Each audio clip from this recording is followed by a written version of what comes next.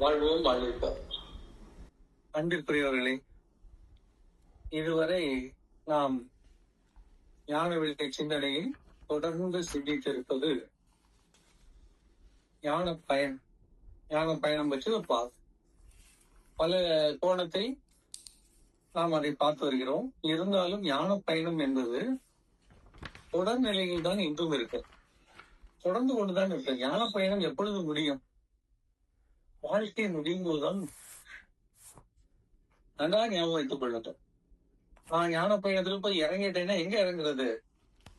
Destination இல்லையா? நீங்க போய் இறங்குறது எங்க? Last end. அதான் அந்தம். எங்க இருந்து வந்தோமோ அதான் நமக்கு அந்தம். அதை அறியணும்.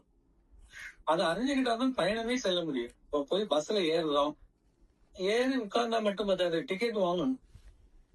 டிக்கெட் வாங்கும்போது கேட்போம், எங்க போகணும் சார் இல்லையா? கோயம்புத்தூர் பஸ்ல ஏறி உட்கார்ந்துக்கிட்டு நான் கன்னியாகுமரி போகணும்னு சொன்னா இஸ் இட் பாசிபிள்?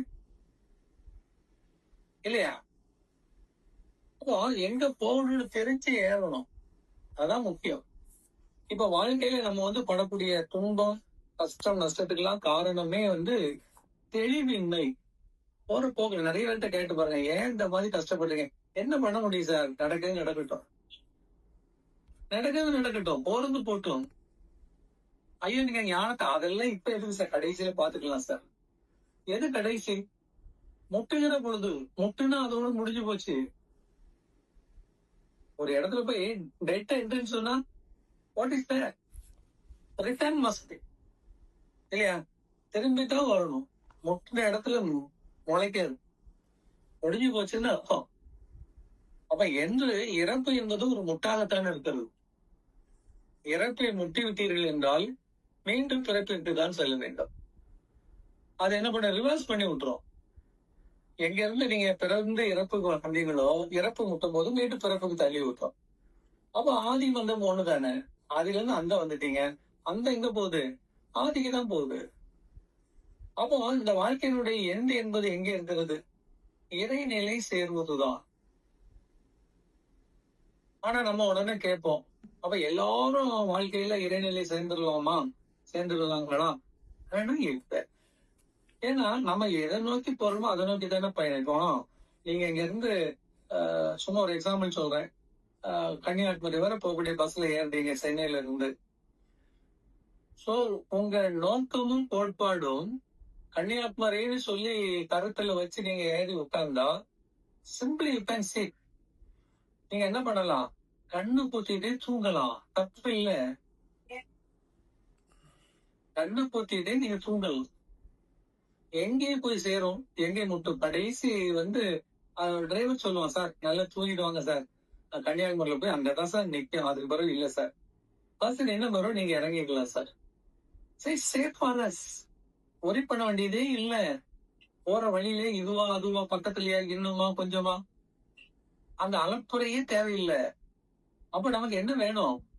நம்ம எங்க போய் கடைசியில சேர போறோம்னு தெரியணும். அந்த போறக்கூடிய பஸ்ல ஏறி இருப்போம். ரெண்டு விஷயம் வேணும்.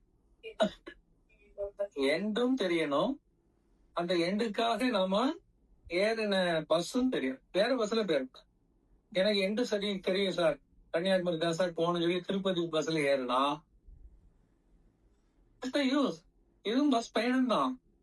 அடிச்சு சொல்லுங்க, நான் டிக்கெட் எடுத்துருக்கேன் சார், பஸ்ல தான் சார் இருக்கிறேன், பஸ் போயிட்டு இருக்கு சார். கரெக்டுப்பா. எங்க போகுது?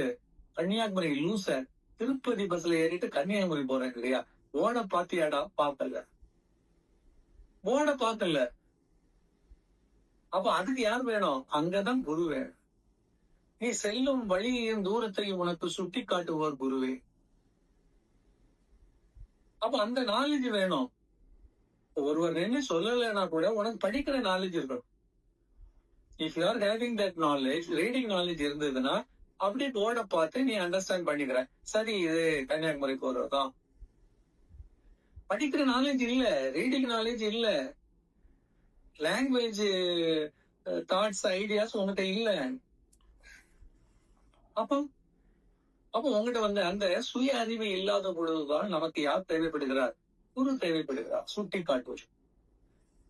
அப்ப அங்க பக்கத்துல யார் நிக்கணும்னா, அந்த மொழி தெரிந்தவர், படித்தவர் மட்டுமல்ல, உனக்கு சொல்பவருமா இருக்கணும்.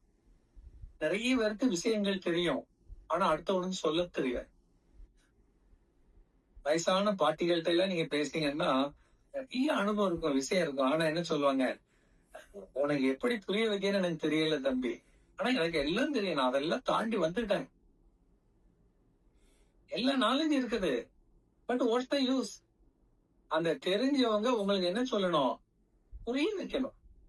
அதே மாதிரி பஸ் ஸ்டாண்ட்ல நிக்கிறவருக்கு படிக்க தெரியும், வாசிக்க தெரியும், வாசிச்சுட்டாரு.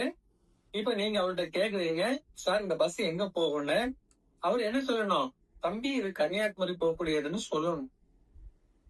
சொன்னாதான் கரெக்ட் இல்லையா? அப்படி அவர் உங்கள்கிட்ட சுட்டி காட்டினால் மட்டும்தான் உங்களுக்கு பயன்படும். அப்படியா சார், இப்ப ஏறி உட்காரு தம்பி, இன்னும் கொஞ்ச நேரத்துல பஸ் கிளம்பிடும். That's good. ஆனா அவருக்கு சொல்ல தெரியல, ஆனா அவருக்கு வாசிக்க தெரியும், வாசிச்சுட்டாரு. உங்களுக்கு சொல்ல தெரியலன்னா அவருக்கு தெரிஞ்சு உங்களுக்கு பிரயோஜனம் இல்லையே. அவரை மாதிரிதான், உங்களை மாதிரிதான் அவரும் பார்த்துக்கிட்டு தான் இருக்கணும். அப்போ ஒருவருக்கு தெரிவது என்பது பெரியதல்ல, தெரிந்தவர் அதை சொல்வதுதான் பெரியது.